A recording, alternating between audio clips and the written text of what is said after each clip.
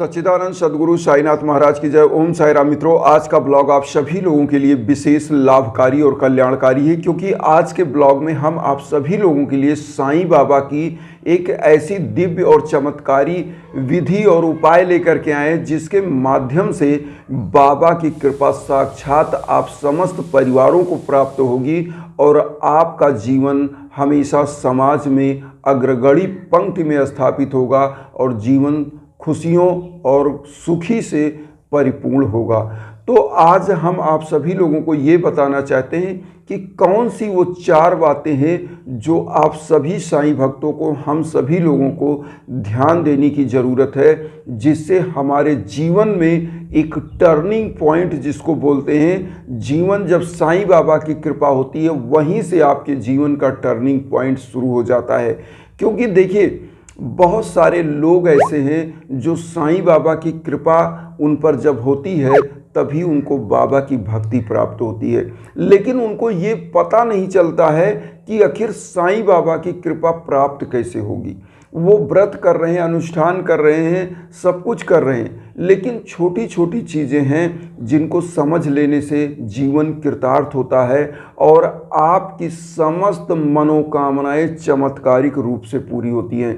क्योंकि मैं आपको बताऊं, जब मैं एक गुरुजी से मिला, वो गुरुजी खुद मुझे बताए कि देखिए बेटा, सबसे बड़ी चीज़ होती है जब आप किसी भी आराध्य को आप पूजन करते हो, किसी भी ऐसे गुरु संत की पूजा करते हो, किसी देवता की पूजा करते हो, तो उसमें 4 बातें आपको समझनी चाहिए।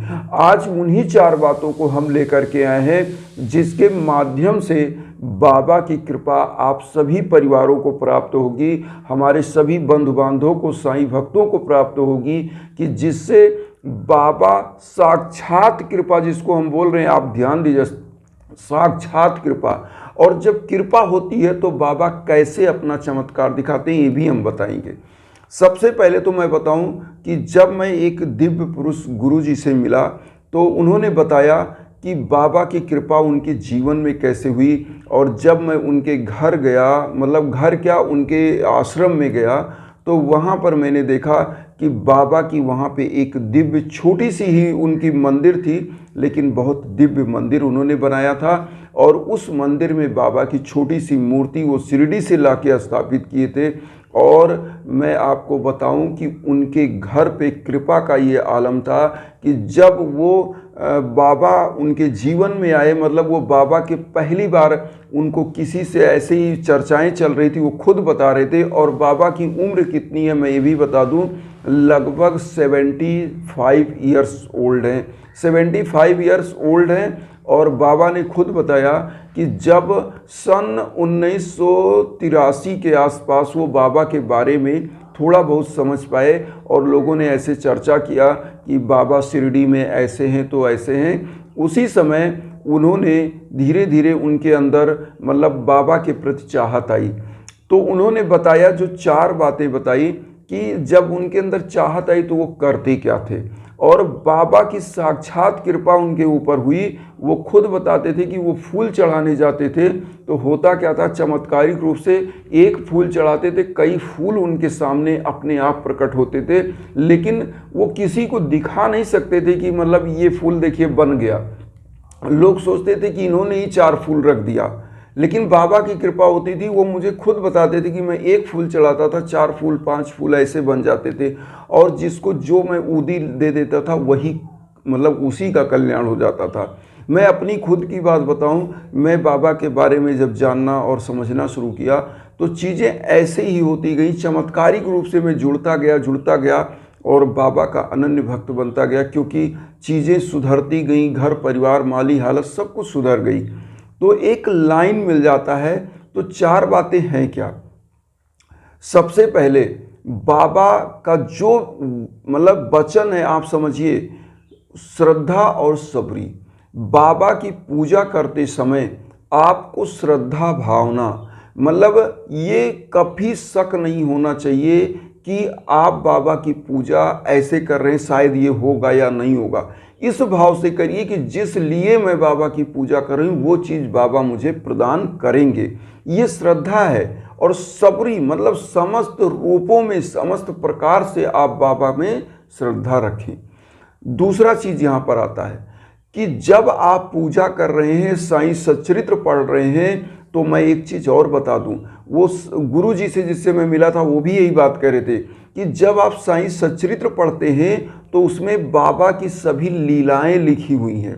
उन लीलाओं के द्वारा बाबा आपको मैसेज देते हैं, क्योंकि बाबा जब आपको आत्मसात हो जाते हैं, बाबा जब आपको अपनी तरफ आकर्षित करते हैं, अपनी तरफ बुलाते हैं, तो बाबा क्या करते हैं, जब आप उनके लिए श्रद्धा भाव से कोई भी पूजा करते हो तो बाबा वो लीलाएं आपके जीवन में करते हैं। तो बाबा का वहाँ जो भी आप पाठ पढ़ रहे हो, जो लीलाओं का पाठ पढ़ रहे हो, उन लीलाओं में जो आपने पढ़ा, जैसे कोई जानवर आया उसको बाबा ने भोजन कराया, बाबा किसी रूप में किसी को दर्शन दिए, तो होता क्या था कि जो चीज़ आपने साईं सच्चरित्र में पढ़ा उसी प्रकार से, जैसे कोई जीव है उसको आप भोजन दीजिए, कोई गरीब आता है उसको भोजन दीजिए। बाबा की जो लीलाएं, जैसे बाबा ने जो लीलाओं के बारे में बताया है, समाज के लिए बताया है, मानवता के लिए बताया है, तो इसीलिए साईं सच्चरित्र पढ़ना जरूरी है कि बाबा की नीतियों को, बाबा के दर्शन को पढ़ने से जीवन धन्य होता है। और अपने अंदर जिस प्रकार से फला फूला वृक्ष होता है, तो उसी प्रकार से हम लोगों को भी झुकने की ज़रूरत है। तो बाबा यही मैसेज देते हैं साईं सच्चरित्र में कि मानवता के लिए, जीवों के लिए दया रखिए और उन्हीं दया को लेकर के आप आगे बढ़िए और जीवन सफल होगा। जैसे मान लीजिए हम बता दें, एक कहावत है कि घर का जोगी जोगड़ा आन गांव का संत।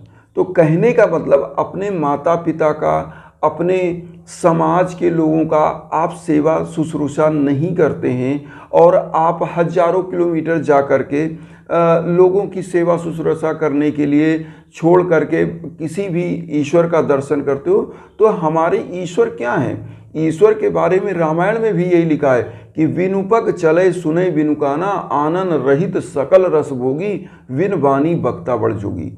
ये ईश्वर के लिए लिखा गया है कि ईश्वर क्या है, उसके पास ना तो पैर है, ना हाथ है, ना सिर है, लेकिन चलता भी है, समस्त रसों का स्वादन भी करता है। मतलब ईश्वर सर्वत्र व्याप्त है, सब जगह है। कहाँ है? हमारे रूप में, आपके रूप में, आपकी हृदय में, हमारे हृदय में।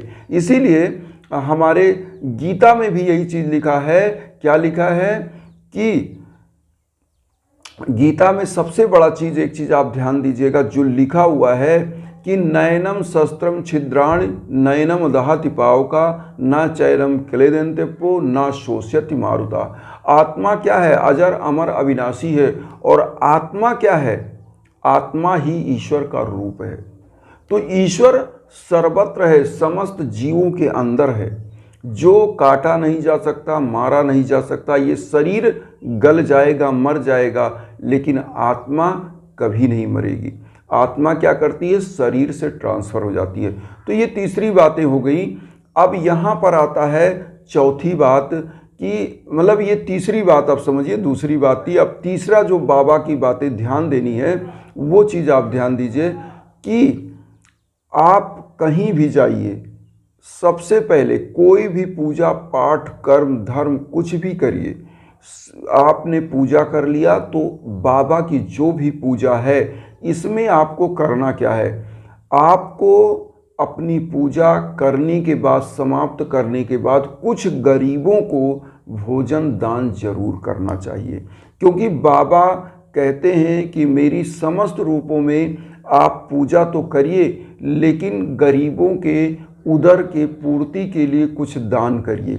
ये चीज़ होती है। तो ये तीसरी बात हो गई। अब चौथी बात जो ध्यान देने की ज़रूरत है वो ये है कि हम हिंदू बिरादरी में दशांश की बात की गई है।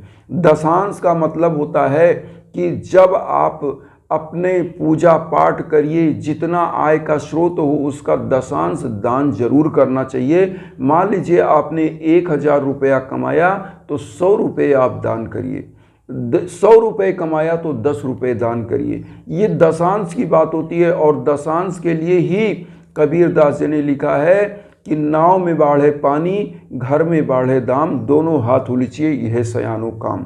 कहने का मतलब, अगर घर में कहीं से भी आय का स्रोत हो रहा है तो दान जरूर करना चाहिए, जिससे आपका परिवार आगे बढ़े और जीवन खुशियों से परिपूर्ण हो, वरना जीवन बर्बाद हो जाता है। क्योंकि जहाँ पर अति हो जाता है, लक्ष्मी बहुत आ गई और बहुत सारी चीज़ें सुख सुविधाएं आपको प्राप्त हो गई, अगर आप धर्म वत्सल बन के, धीर गंभीर बन के झुकते नहीं हैं तो आप टूट जाते हैं। इसलिए झुकना है और समस्त अपने भाई बहनों को साथ लेके चलना है, उन गरीबों को, उन जीवों के प्रति दया रखना है। और वसुधैव कुटुंबकम की जो भावना हम लेकर चल रहे हैं, उसमें हम सभी लोग आपस में एक दूसरे के साथ जुड़ सकें, इसके लिए आप चैनल को सब्सक्राइब करके आशीर्वाद दीजिएगा। उन साईं भक्तों तक वीडियो को जरूर शेयर करिए जो किन्हीं कारणों से कष्ट में हैं, दुख में। इसी के साथ ओम साई राम।